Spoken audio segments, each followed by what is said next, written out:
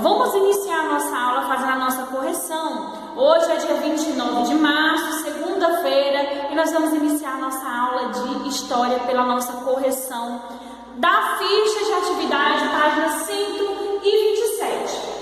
Na primeira questão, leia o depoimento a seguir, feito por Caumi Suiá, chamado de Suiá. Ele vive no Parque Indígena do Xingu, em Mato Grosso. Então, quem fez aí a leitura conseguiu aí responder essas questões.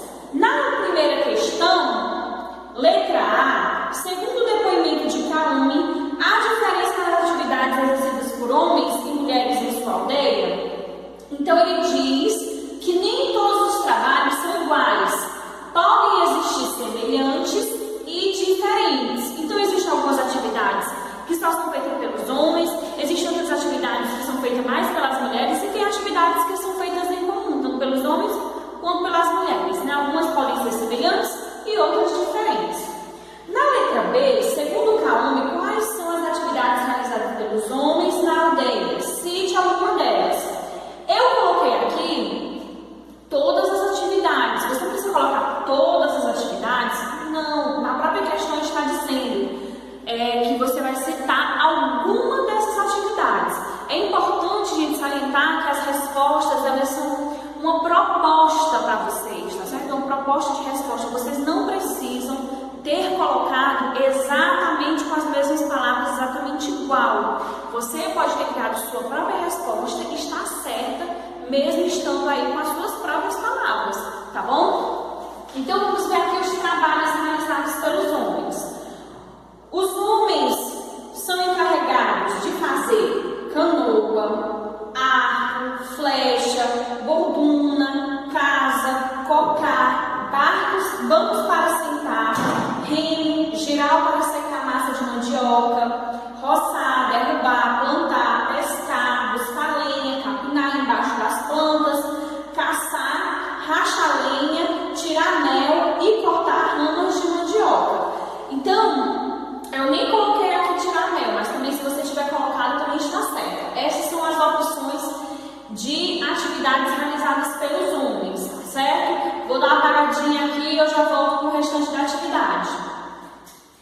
Aqui na letra C, e quais as atividades desenvolvidas pelas mulheres?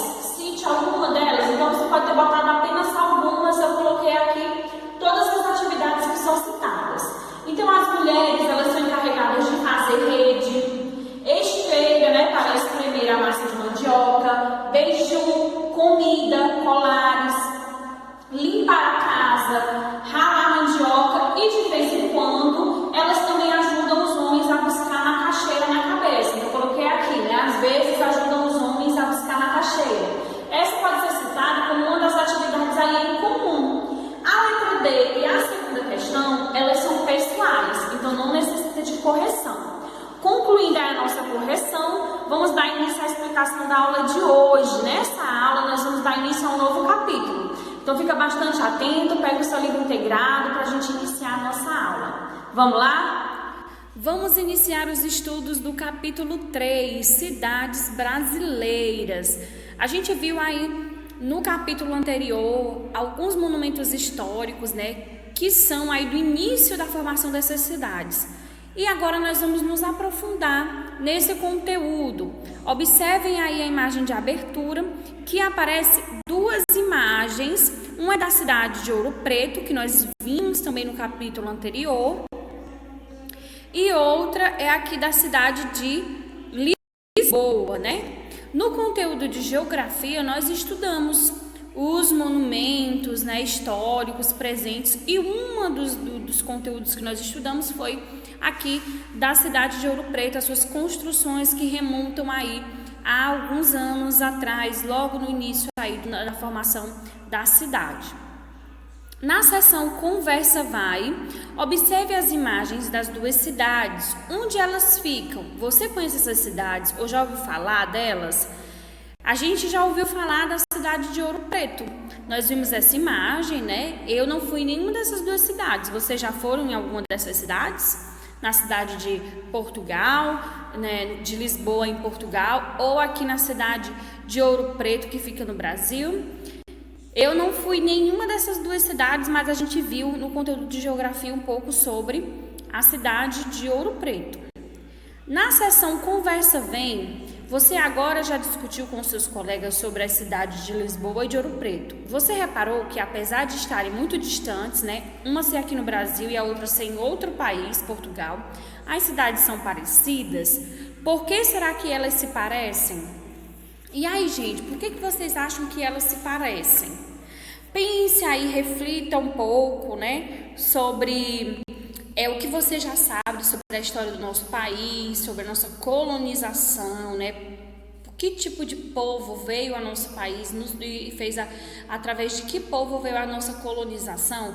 Pensem aí, reflitam sobre esse assunto e vocês podem colocar o que você já sabe aí nas linhas presentes no seu livro. Aqui nós podemos ver a chegada dos portugueses em Pindorama. As cidades de Lisboa e de Ouro Preto têm muitas semelhanças.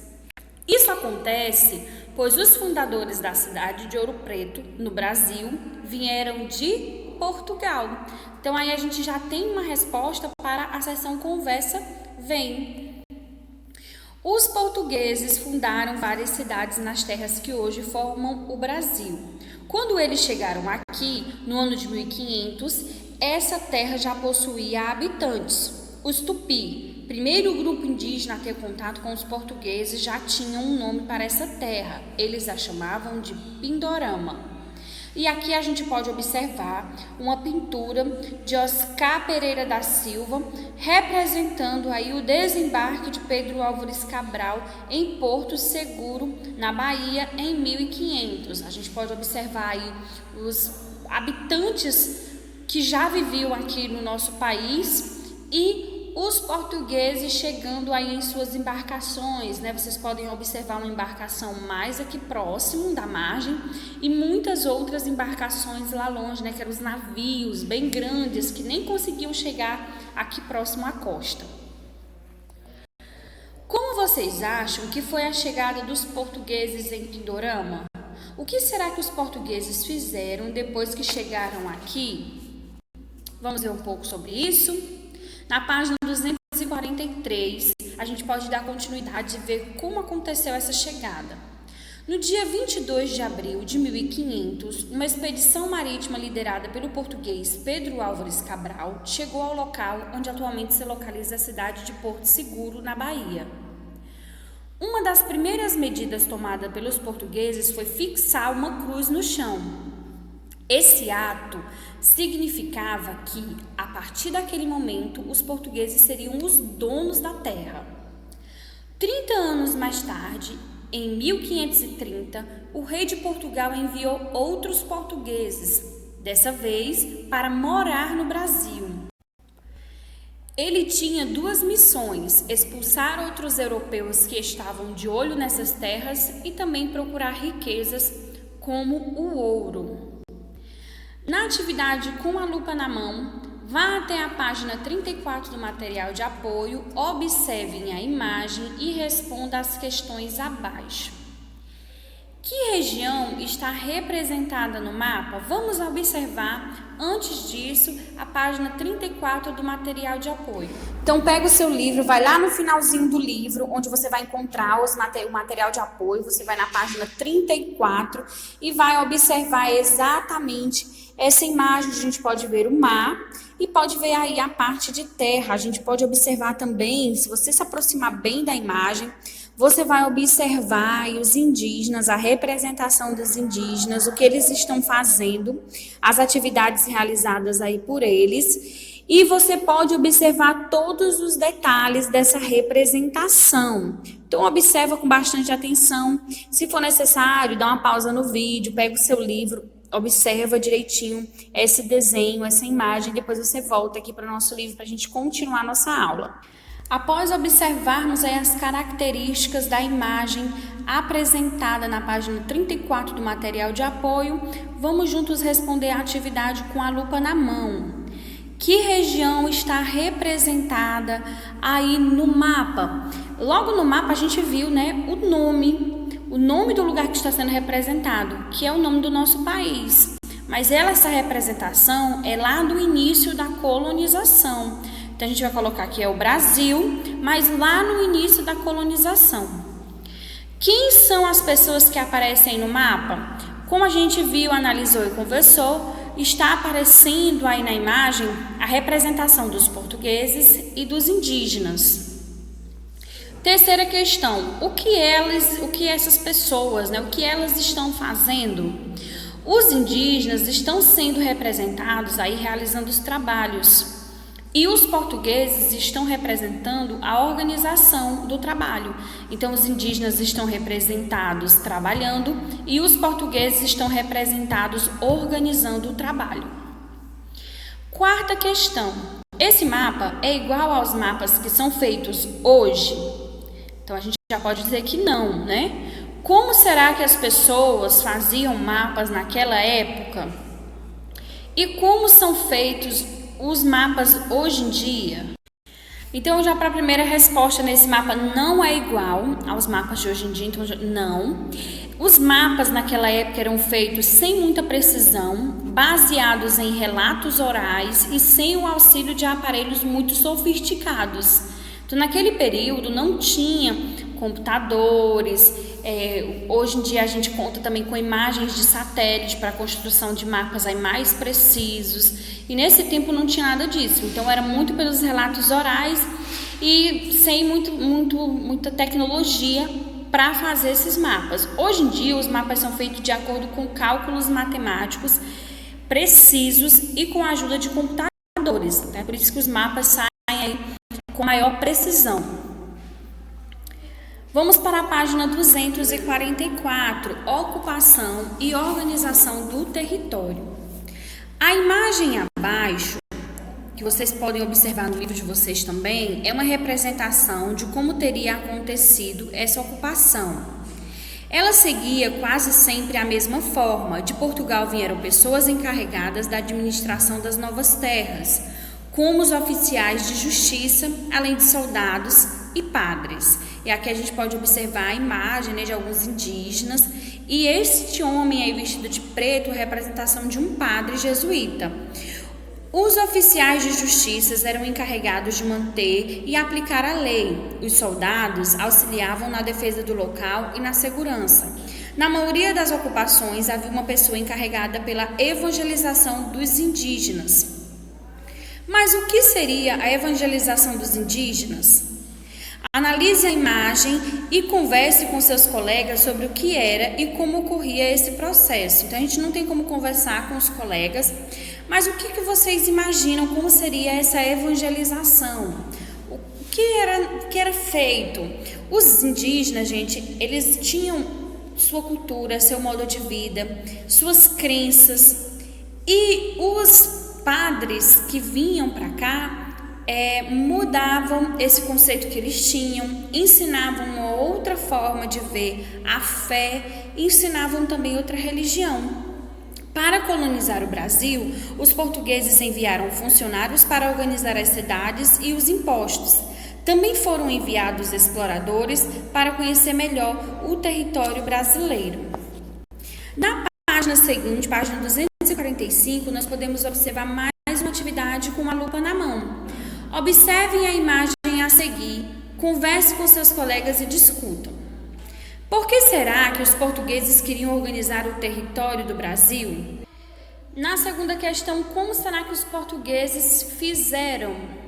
Escreva suas conclusões nas linhas abaixo. Nós vamos analisar e pensar aí, fazer as nossas conclusões a respeito disso. É importante a gente salientar os motivos e as dificuldades dos portugueses em lidar com o território brasileiro, tá? O território brasileiro é muito grande, é muito extenso e tem aí um longo território, muitos quilômetros de costa, de contato com o mar, onde poderiam vir outros exploradores e acabar tomando conta desse território. Ou seja, quanto maior é o território, mais difícil, mais complicado fica a sua administração. Por isso os portugueses se utilizavam de capitanias hereditárias, pois assim dividiam os locais de administração. Então aí nós podemos observar, uma imagem dessa organização, a gente pode ver os soldados, lá ao fundo as pessoas com roupas, diferente aqui das vestimentas do povo indígena. Então, eles acabaram dividindo o nosso território em capitanias para que essa organização fosse facilitada. Então, a gente pode escrever aqui na nossa resposta algo nesse sentido e a gente vai fazer uma resposta coletiva. Os portugueses dividiram o território brasileiro em capitanias hereditárias, que nós iremos nos aprofundar sobre como foi essa divisão e essa organização. Os portugueses tentaram de várias formas organizar o território. A primeira delas foi o modelo das capitanias hereditárias. Eles dividiram o território em vários lotes. Esses lotes foram chamados de capitanias. Cada uma foi dada a um português chamado capitão ou donatário, que deveria explorá-las e defendê-las de invasões estrangeiras. Em algumas capitanias, os portugueses iniciaram o cultivo de cana-de-açúcar e a criação de gado. A cana-de-açúcar foi introduzida no Brasil pelos portugueses, pois o açúcar era bastante cobiçado na Europa. Na página 246, nós temos aí a atividade mão na massa.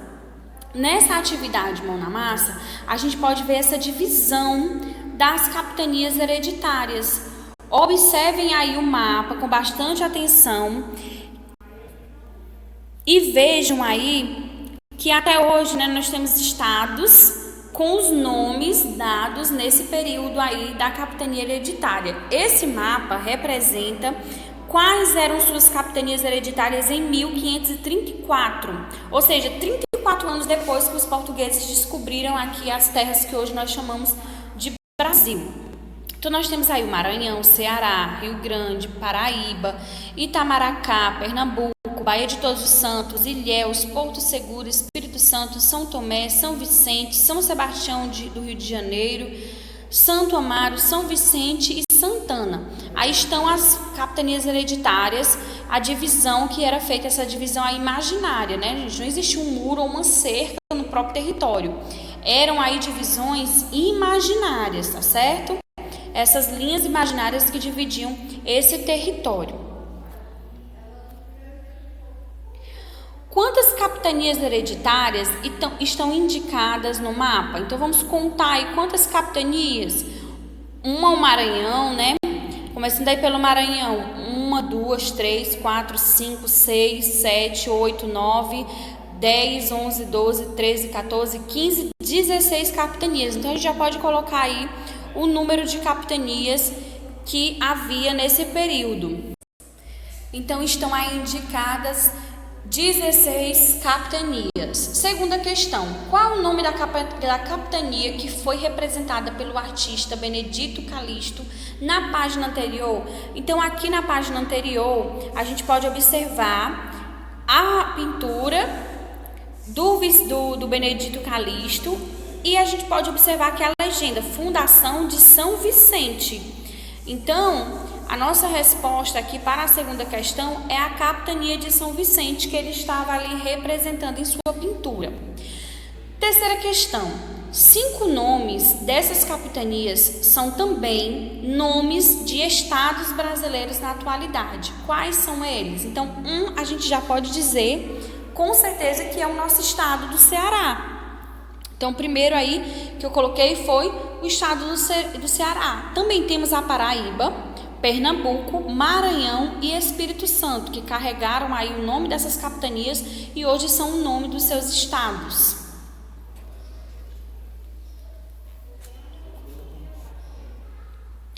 Página 247, formação das primeiras vilas e cidades do Brasil. A primeira vila fundada pelos portugueses foi a Vila de São Vicente no ano de 1532. Depois a capitania hereditária foi a vila estava localizada, recebeu o mesmo nome. Os portugueses fundaram as vilas em locais específicos que ajudassem no comércio e na produção das riquezas. Elas eram fundadas com a construção de uma casa da Câmara, onde eram tomadas as decisões políticas, um pelourinho representando a justiça, uma cadeia e uma igreja. Esses se tornaram os símbolos da colonização portuguesa. Aqui a gente pode observar um vídeo educacional falando sobre as diferenças entre arraiais, vilas e cidades. Vamos entender a diferença entre arraiais, vilas e cidades. Os arraiais são povoações provisórias, com poucas casas e que surgem por causa de algum tipo de trabalho, como extrair ouro, transportar gado, isto é, as principais atividades coloniais. A vila é uma povoação de categoria inferior a uma cidade, mas superior a um arraial. Possui alguns prédios públicos. Entende-se por cidade uma aglomeração humana complexa e com numerosas casas próximas umas das outras, destinadas à moradia e ou a atividades culturais, administrativas, mercantis, industriais, financeiras e a outras não relacionadas diretamente com a exploração do solo. Os bandeirantes estabeleceram vários arraiais, em muitos dos quais permaneciam por um longo tempo. Desse modo, nos locais dos antigos arraiais surgiram vilas e cidades. Assim nascia o Brasil que conhecemos hoje. Muito bem, aqui com a atividade com a lupa na mão, observe o mapa a seguir. Na imagem, a representação de algumas dessas construções portuguesas. Se sim, escreva quais você identificou. Aqui, nós podemos observar o mapa e logo aqui no início do mapa, a gente pode ver o nome São Vicente, não é isso? Vamos observar aqui as imagens, observar atentamente. Vejam que aqui, gente, a gente já pode identificar, a construção aí de uma igreja. Estão vendo? Então é possível a gente perceber construções portuguesas e principalmente as igrejas. Aqui nós podemos ver uma, aqui nós podemos, logo aqui na parte onde tem perto do B a gente vê outra, aqui perto do D a gente vê outra, perto do E.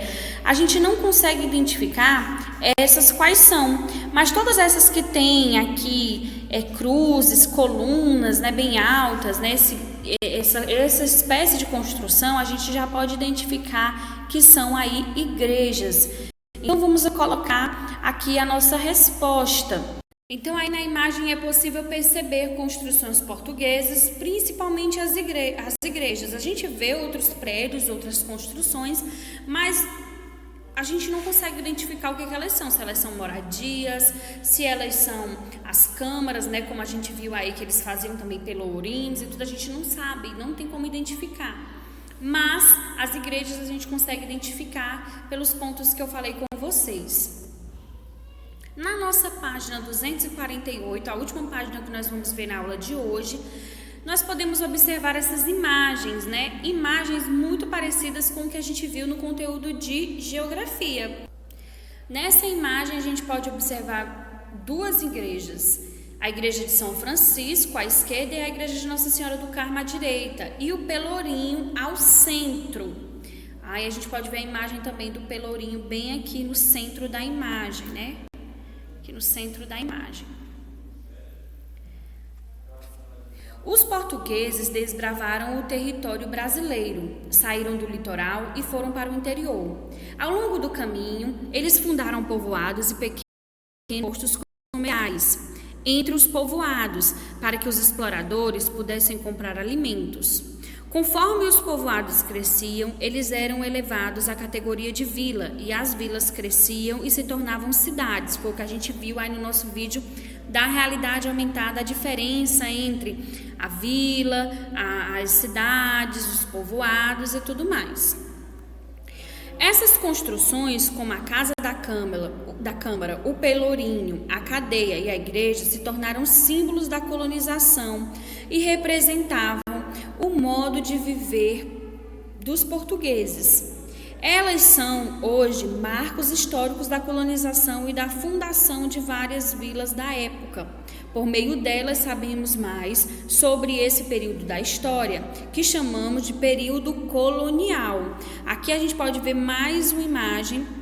Essa é a Casa da Câmara na Praça dos Três Poderes, em Mariana, Minas Gerais. Vejam aí que linda essa construção que remonta aí o período colonial.